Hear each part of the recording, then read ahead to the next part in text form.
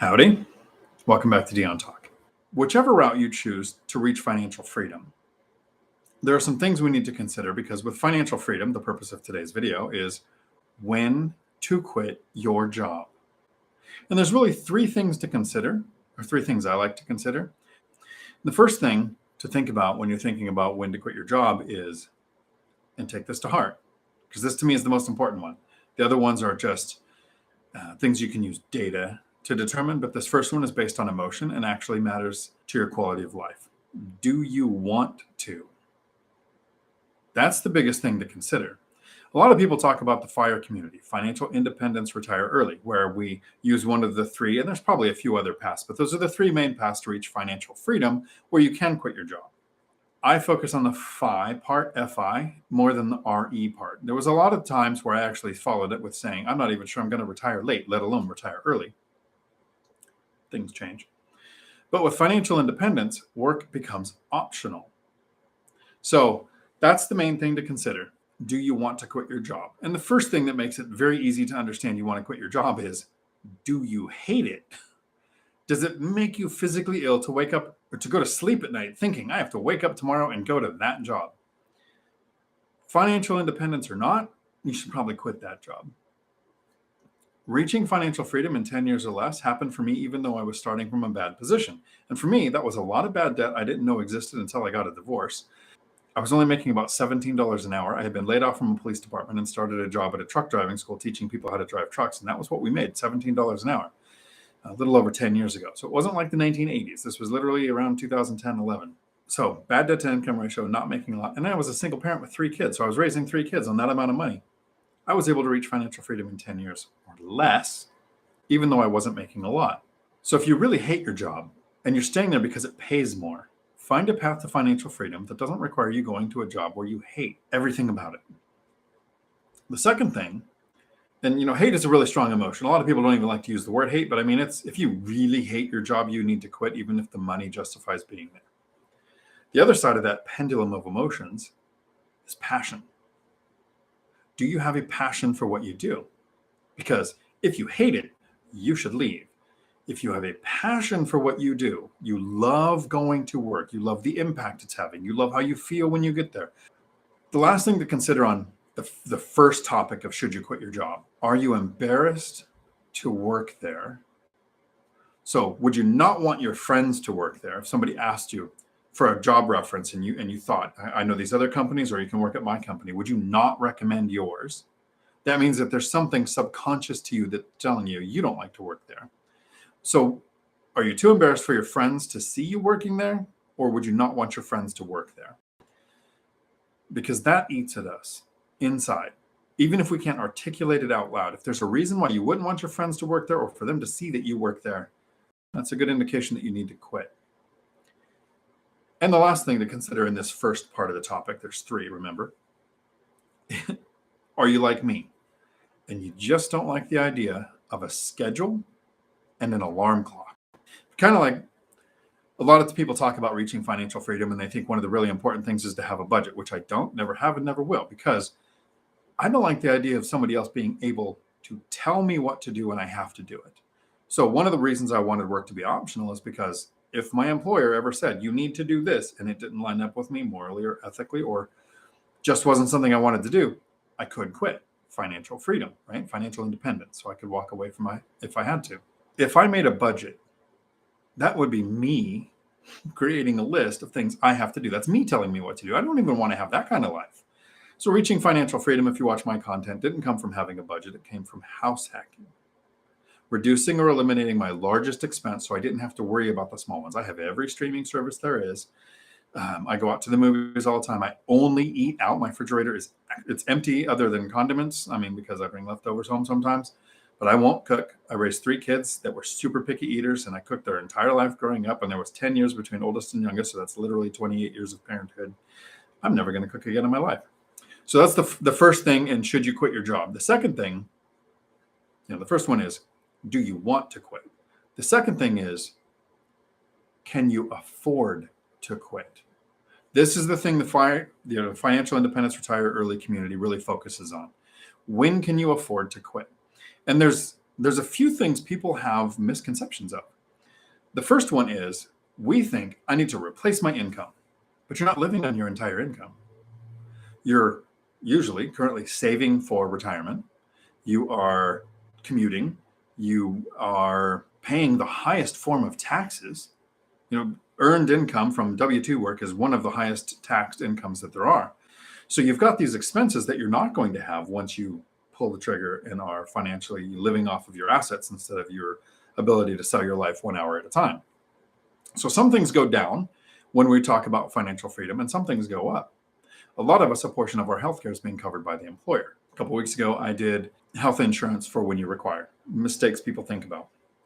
So if you figure out what your healthcare is going to cost and you have an asset to cover that expense, you're going to have an asset to cover everything, whether it's the business that generates the income, the stocks you've invested in, or the real estate you've invested in. The income coming in needs to cover housing, travel, food, healthcare, entertainment, the top things in Maslow's hierarchy of needs, right? So in the financial independence retire early community, we talk about this thing called the freedom number. Our freedom number is our burn rate. How much money does it cost you to live each month? And a lot of people struggle with this because they try to project forward what is the next 6 months or 1 year or 5 years going to look like when you almost always have that data already. What did the last 6 years, 2 years, or 5 years look like? And then pad it some. Look at your bank statements, credit card statements, and all of the expenses that you've had and think, how much do I need coming in to live this lifestyle again? That much of an expense every month. And then pad it. For me, financial independence happens when we surpass it, when we're making more money off of our assets than it costs us to live. Financial freedom comes when you're making 3 or 4 times the amount that it costs you to live from assets that you don't have to work for. The last thing to consider when you're talking about can you afford to retire, if you're still investing, still needing to grow a business, still needing to buy more rental properties, if you're still investing, even though you've retired, you're financially independent and you've retired early, are you bankable? So for a business, has the business been in existence long enough with tax returns to justify a consistent income to qualify for future business loans if you need them? If you're buying rental properties, do you have rental income for at least 2 years on your tax returns that if you take depreciation out, because we use depreciation to legally avoid, remember there's a difference between avoiding taxes and evading taxes. If we legally avoid taxes with depreciation and write-offs, I've never paid a penny in rental income tax, even though my profit is 6 figures. And in 2021, it was $128,000. Didn't have to pay any rental income tax because of depreciation and write-offs. But I've had rental income for more than 2 years. And when you look at being bankable, can you borrow money? The lenders take depreciation out. So with depreciation and just write-offs, it would look like I had $128,000 income last year. And if that was consistent for more than 2 years, I would be bankable. If you just started investing in real estate in the last 2 years and don't have 2 years of profitable looking years, if you take depreciation out, I wouldn't quit your W-2 yet because it's the easiest way to get the best loans is when you have consistent W-2 income. Are you bankable is a part of the equation of can you afford to quit your job? And then the third thing that I want to talk about is to steal a quote from a channel that I watch often now, Joe Coon, Kuhn. He has a channel where he retired at 54. He's been retired for 3 years now, so he's 57. And his channel has got some content on engineering, which I don't much care about, but he's got a lot of content on what it was like leading up to pulling the plug and becoming, quitting your W-2 job, what the fear and the transition from working to not working was, and what it's like for the last 3 years of being financially independent and not working. It's great content that I binge watch all of it, most of them a couple times, because it's what I'm currently struggling with, and which we're going to talk about in the fourth thing, why I haven't quit my job yet. And I don't think it's what you think it is. Joe has a statement that I really like. A lot of us think if I could retire, especially me, because I call myself the lazy investor, we say things like, I'm going to do a lot of nothing. I'm going to sit on a beach. I'm going to play a lot of video games. I'm going to do a lot of nothing. The type A personality that it takes to focus for 10 years or less to reach financial freedom is not the type of personality to sit around and do a lot of nothing, even though we probably will for 2 to 6 months. So Joe's phrase that I'm going to steal and use, but give him credit for, is to retire to something, not from something. So when you quit your job, the third thing to think about: first, do you want to? Second, can you afford to? Third, what are you retiring to? What are you going to do with your time? For 6 months, yeah. Joe even says this. He says, kind of pull the plug on everything. Say no to everything for 6 months. Adjust, go from having that 40 to 60 hour a week schedule where people expect you and have deadlines and schedules, and to what do you actually want to fill your time with that makes your life better, that fulfills you, that makes you want to continue to be retired. Because a lot of people, when they retire early, they fail and they go back to work. Michael Zuber was on the cusp of doing that. Felt like, from one rental at a time, felt like he had no purpose. And he was thinking about going back to work until he found something to put his passion into. 5 or 6 videos a day, a book, a course, growing a massive rental portfolio, which is not my goal. He's got almost 200 rental units and I have 16, and I'm not even sure I want 16. If I can increase the cash flow and decrease the number of units, I might do that.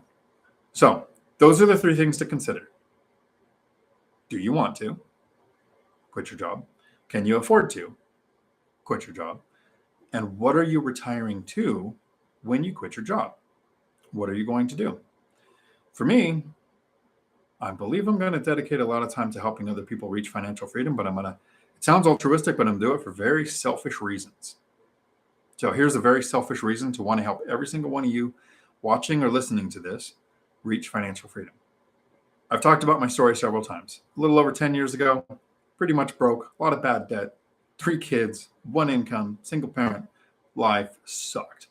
5 years of struggle 6 years before the income snowball really kicked in. And now it became a problem of figuring out how to put the money to work instead of how to make the money. So my problems are still existing. They're just different. It's an amazing emotional roller coaster to go from such a crappy, terrible position to one that I would have never thought possible. But I can only do that once. I can only experience that once. I'm not going to give up everything to do it again just for the joy of going from a bad position to a great position. But making this content and making, content for courses like One Rental at a Time, I get to experience that over and over. So every time I talk to somebody and they tell me about their first couple of rentals, or when the income snowball is starting to kick in, or what their timeline is, that's me experiencing financial freedom acquisition again.